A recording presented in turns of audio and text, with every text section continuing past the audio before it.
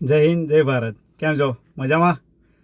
હવે આજના ટોપિકમાં વાત કરવી હતી કે આજના માણસો ઘણા બધા તમારી આજુબાજુમાં તમે દેખશો ને તો દુઃખી દુઃખી ફરતા હશે, દુઃખી લાગતા હશે. સારું એવું કમાઈ લેતા હોય, 50,000થી લાખ રૂપિયાની આજુબાજુમાં મંથલી કમાઈ લેતા હોય, તો બી તમે જોશો ને તો એની લાઈફમાં કંઈ એટલી બધી મજા નહીં હોય. દુઃખી રોજે રોજ દુઃખી દુઃખી ફરતો હોય છે. એનું કારણ, મારા મંતવ્ય પ્રમાણે એનું કારણ એવું છે કે એક તો તમે દેખાદેખીની લાઈફસ્ટાઈલ જીવી રહ્યા છો.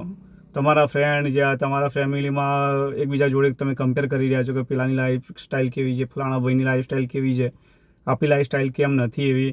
કોઈ સારી ગાડી લઈને ફરી રહ્યા હોય, કે કોઈના હાથમાં સારો મોબાઈલ હોય, પર્સનાલિટી કોઈ એ રીતના ફરી રહ્યા હોય, અને એની જોડે તમે તમારી લાઈફસ્ટાઈલને કમ્પેર કરજો ને તો દુઃખી થવાનું એક મેઇન કારણ આ છે. અને બીજું એક દુઃખી થવાનું કારણ એવું છે કે તમારી આવક કરતાં સામે ખર્ચા બી તમે એ રીતના મેન્ટેન કરો છો.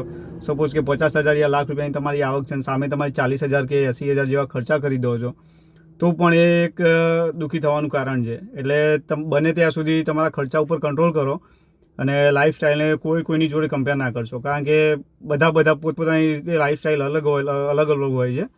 બધાના ઘરનું વાતાવરણ અલગ હોય, બધાની કમાવાની આવક અલગ હોય, કમાવાની રીત અલગ હોય, લાઈફસ્ટાઈલ અલગ હોય. એટલે કોઈ જગ્યાએ કમ્પેર ના કરવું જોઈએ.